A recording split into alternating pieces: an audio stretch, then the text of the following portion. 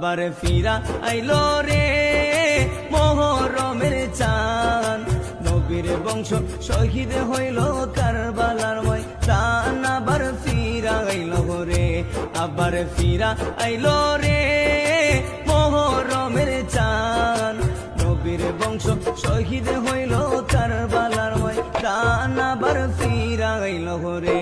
আল্লাহ কি আগুন লাগাইলো এ যদি দোস্তে কারবালায়, লিখতে গেলে আশিকের কলজা ফাইটা যায়।